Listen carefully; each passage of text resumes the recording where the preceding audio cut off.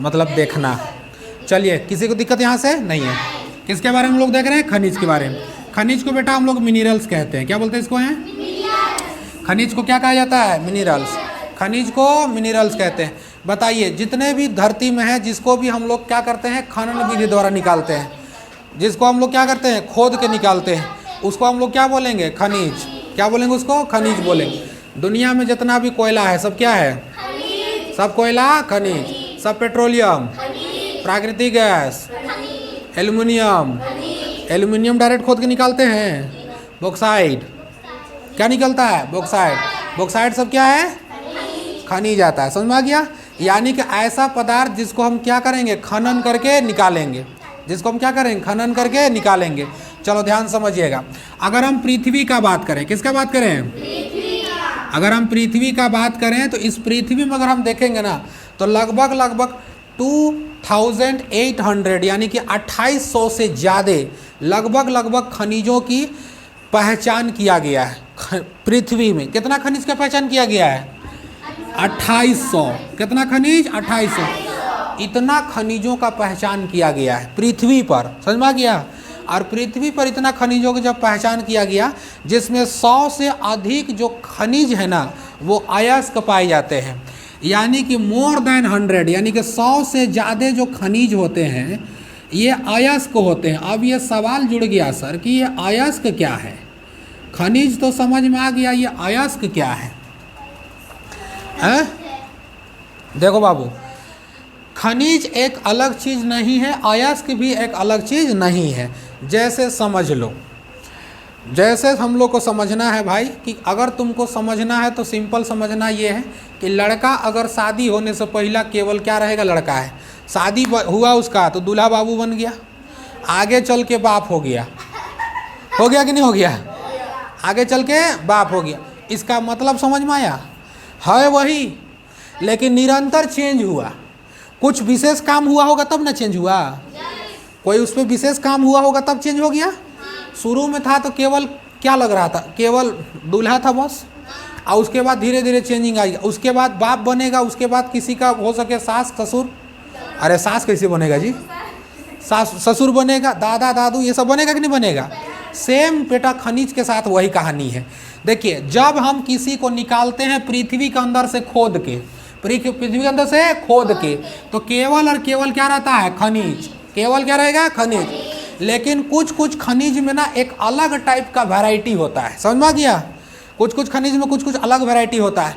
अब समझो ध्यान से, कुछ खनिज में क्या होते हैं सब? कुछ धातु पाए जाते हैं या विशेष प्रकार का एक पदार्थ होता है। जैसे अगर हम बॉक्साइड को निकालेंगे, बॉक्साइड निकाल लिए, बॉक्साइड को हम जब निकालेंगे तो वहाँ गलाएंगे तो हमको एक चीज़ मिलेगा जिसका नाम होगा एल्यूमिनियम। समझ में आ रहा है? तो निकाले शुरू में तो बॉक्साइड, निकाले शुरू में तो बॉक्साइड, वो मेरा हुआ खनिज। वो क्या हुआ? खनिज। लेकिन जब उसी को हम पिघला दिए और उससे हम प्राप्त कर लिए क्या? एल्यूमिनियम। तो बताइए उसमें कुछ खास चीज़ हुआ कि नहीं हुआ? कुछ खास धातु हमको मिला। तो खास धातु जब मिला तो वह खनिज ना रह के क्या बन गया? अयस्क। तो बताइए लोहा क्या होता है? अयस्क। लोहा का आप खनिज नहीं कह सकते हो, क्योंकि मिट्टी में सना हुआ क्या निकलता है? लोहा। लेकिन वो आगे चल के क्या में बदल जाता है? अयस्क, क्योंकि उसमें धातु मिलता है कि नहीं मिलता है? मिलता है ना। यानी कि ऐसा खनिज जिसमें धातु की प्राप्ति हो। किसकी प्राप्ति हो? उसी को हम क्या बोलेंगे? अयस्क। बोलिए, कोयला खनिज की अयस्क। बताइए, कोयला से कोई चीज़ मिलता है? नहीं मिलता है। कोयला से जब कोई चीज़ नहीं मिलता है तो केवल क्या होगा? जिस चीज़ से हमें कुछ एक्स्ट्रा प्राप्त हो जाए, जैसे बॉक्साइड निकाले तो बॉक्साइड हमको थोड़ी मिलता है जी। बॉक्साइड से हमको क्या मिलता है? एल्यूमिनियम। समझ में आ रहा है? तो जब ऐसा हमको मिलने लगे तब उसको हम क्या बोलेंगे? अयस्क। यानी कि अब समझो ध्यान से, अगर हम खनिज का बात करेंगे तो क्या सभी खनिज अयस्क हो पाएगा? दुनिया का टोटल जितना खनिज है वो अयस्क नहीं हो पाएगा, क्योंकि बॉक्साइड अयस्क हो गया लेकिन कोयला अयस्क। लेकिन जितने भी अयस्क हैं सब खनिज होगा कि नहीं होगा? अगर अयस्क बनना है तो पहले खनिज होना पड़ेगा। अगर तुमको पिता बनना है तो पहले दूल्हा बनना पड़ेगा। समझ में आ गया? नहीं, बकलोल सब कहीं का हैं। अगर अरे भाई समझो ना यार, अगर तुमको 4 कंधों में अर्थी के साथ जाना है तो उससे पहले तो तुमको मरना पड़ेगा कि कोई जिंदे में ले जाएगा रे चल चल करके धर के। ऐसा होगा क्या? ऐसा कभी नहीं होगा। इसका मतलब ये है कि हर एक वो चीज़ खनिज होता है, अयस्क हो फिर भी खनिज होता है, लेकिन उसका कुछ विशेष प्रकार का धातु प्राप्त होने के कारण उसको हम क्या बोल देते हैं? अयस्क को ऑर्स कहा जाता है। क्या बोलते हैं इसको? है ऑर्स। ठीक है, ऑर्स के नाम से जानते हैं, ऑर्स के नाम से, ORES। ठीक है, अयस्क को क्या बोलते हैं? ORES, ऑर्स कहते हैं इसको। ठीक है, ऑर्स। तो बताइए, खनिज और अयस्क दुनिया में जितना चीज खोद के निकालेंगे सब क्या है? सब क्या है जी? खनिज। समझ में गया? और जो खनिज से कुछ हमको विशेष चीज मिलेगा वो क्या हो जाएगा? अयस्क। क्या हो जाएगा बेटा? अयस्क। अब ये अलग बात है कि खनिज और ये खनिज अलग अलग टाइप का होता है। यहाँ में से किसी को दिक्कत? अभी तक कितना खनिज का किया गया है पता? 2800। 100 में से ऐसे हैं, 100 में से ज़्यादा ऐसे हैं जो खनिज क्या है? अयस्क। खनिज ध्यान रखिएगा 2 टाइप का हो जाता है। खनिज क्या टाइप का हो जाता है? एक हो जाता है धात्विक खनिज। कौन सा खनिज? पहला का नाम कौन सा खनिज? धात्विक। और दूसरा को बताइए तो अधात्विक। अधात्विक खनिज। पहला कौन सा हो जाएगा? धात्विक। पहला कौन सा? धात्विक। और दूसरा में अधात्विक। धात्विक भी 2 टाइप का और बढ़ जाता है। एक हो जाता है लौह धात्विक और एगो अलौह धात्विक। अलौह धात्विक, लौह धात्विक और अलौह धात्विक। समझ में आ गया? धात्विक यानी कि लौह और अलौह। अभी तुम लोग को पढ़ने का टाइम आया है बाबू, समझ में आ गया? जितना बढ़िया से अभी बाबू पढ़ पाएगा तुम लोग आगे चल के। अभी तुम लोग का माइंड ऐसा है ना, जो डालेंगे हम वही डलाएगा। और इसी में लड़का लड़की सब गलती कर लेता है। समझ में आ रहा है? इसी में गलती करता है। डालना चाहिए किताबी ज्ञान को, तो डाल पता नहीं का लेता है सब अगड़म झगड़म चीज़ को, और उल्टा पुल्टा काम करत रहता है। समझ में आ रहा है ना? आप लोग को ये सब चीज़ कभी नहीं करना है। क्लियर हो गया? क्योंकि अभी ऐसा समय है बाबू, इस उम्र में तुमको सब मेमोरी क्या रहता है? खाली। सब मेमोरी क्या रहता है? खाली। और याद रखिए, ये मेमोरी ऐसा चीज़ है ना, बहुत ख़राब चीज़ है मेमोरी। ठीक है, कोई आदमी कहता है ना कि हम किसी को भूल नहीं पा रहे हैं, बहुत देखिएगा ना तो एकदम अजीब अजीब बात करे, कहेगा कि हम किसी को भूल नहीं पा रहे हैं। याद रखिए, आप जिसका जितना करीब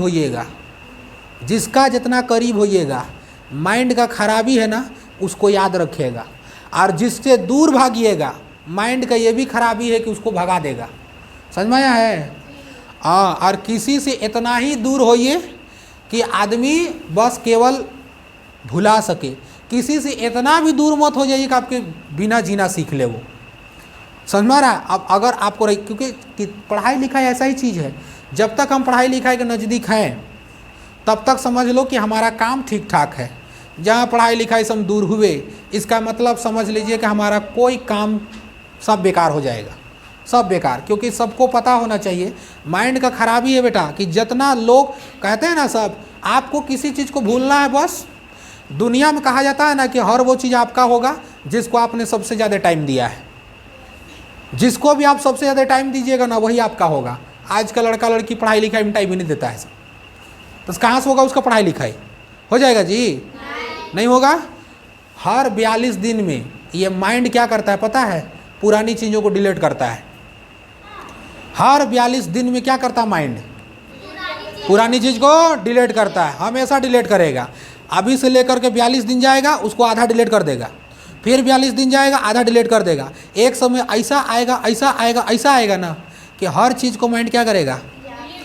एक समय जो तुमको सबसे प्यारा लगता था ना, यकीन मानो वह वक्त जरूर आएगा चल के जिसमें तुमको वही समय तुमको फालतू लगेगा कि हम भी कितना बड़ा पागल थे, किसको अपना वैल्यू समझते थे और किसको उतना वैल्यू देते थे।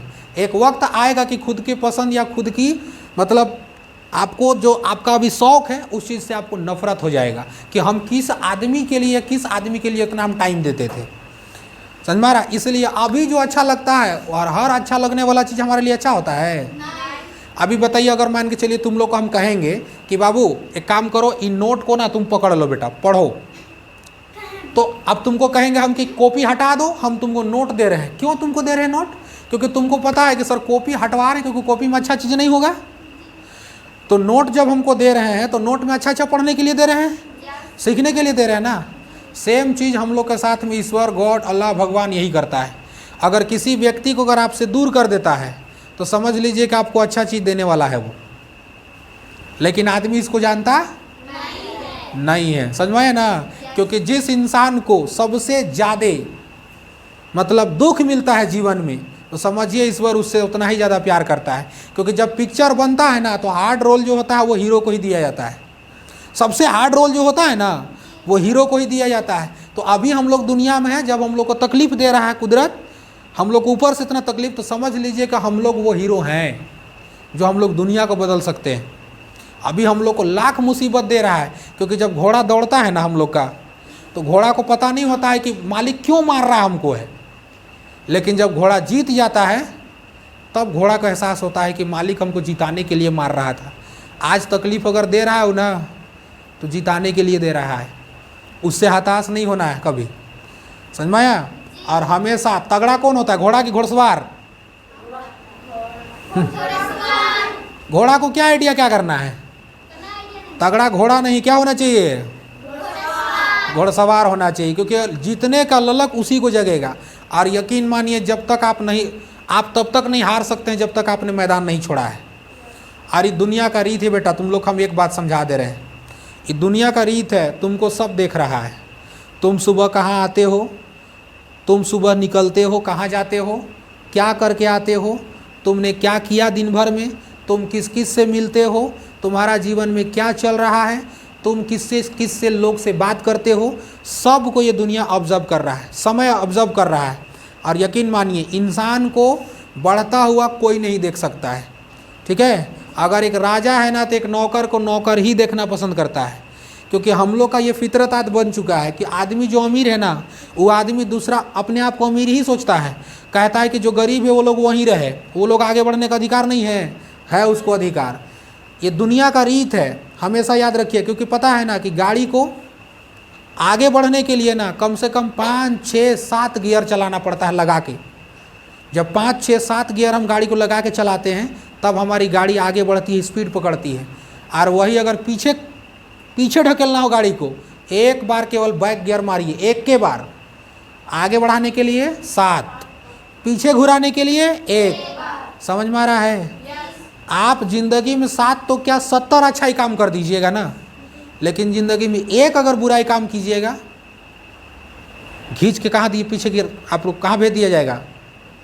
सीधे आपको एक बुराई अगर आप करते हैं तो आपको खींच के पीछे कर दिया जाएगा।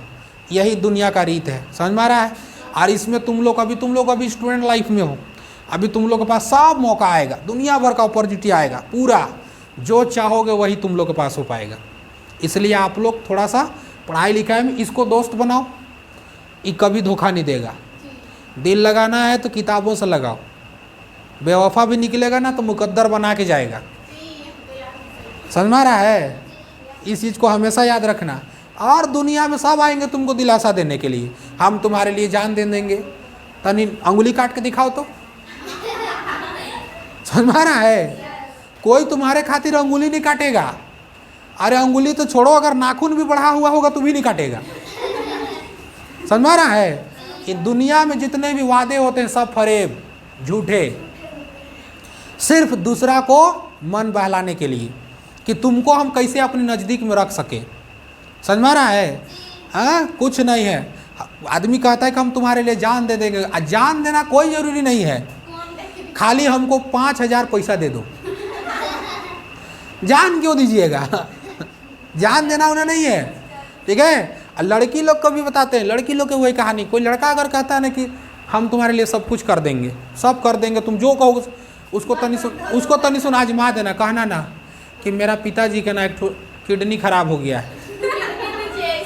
हाँ, और देखिए ना बहुत ज़रूरी है, और आपके अलावा हम किसी को जानते ही नहीं हैं, आप ही ये सारा काम कर सकते, क्योंकि आपको हम सब कुछ मान चुके हैं। दुनिया में सबसे बड़ा आप ही को माने हैं, आप मेरा मतलब पिताजी को बचा लीजिए, एगो किडनी उसको ट्रांसफर कर दीजिए, अगला दिन से मोबाइल स्विच ऑफ, अगला दिन से कोई फोन कॉल नहीं। समझ में आ रहा है? हैं? कोई फोन कॉल नहीं होगा। इसलिए यहाँ एक्सचेंज रूल लगता है। दुनिया का नियम क्या है?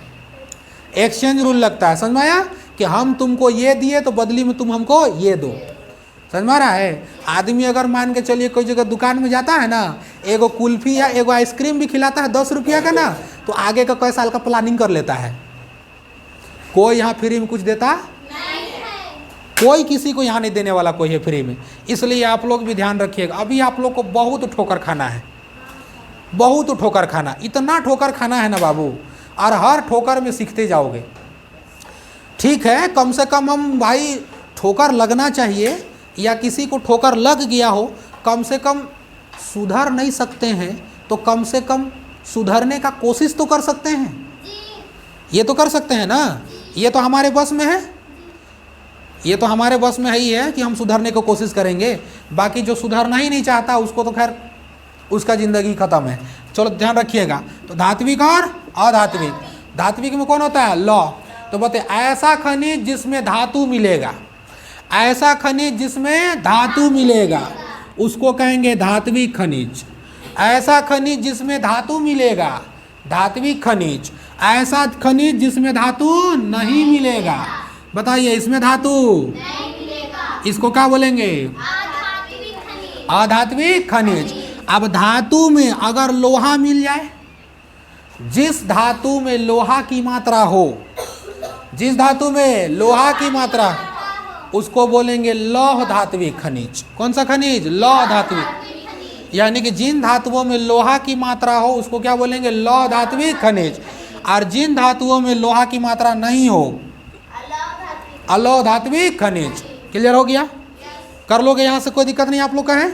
तो एक एक लाइन में ये सब कर लेते हैं हम लोग जल्दी में, एक एक लाइन में बस स्टार मार मार के। ठीक है? ऐसा खनिज जिसमें धातु उपस्थित हो या धातु पाई जाती हो धात्विक खनिज कहते हैं। क्लियर?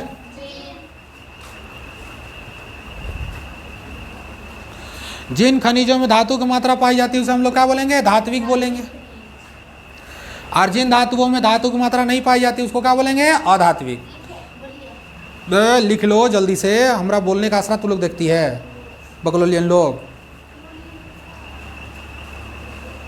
प्योर टोपा है तू लोग सब, बुधनी सब।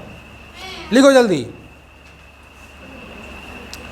ऐसा खनिज जिसमें धातु की मात्रा होती है या धातु की मात्रा पाई जाती है, ऐसा खनिज जिसमें धातु की मात्रा पाई जाती है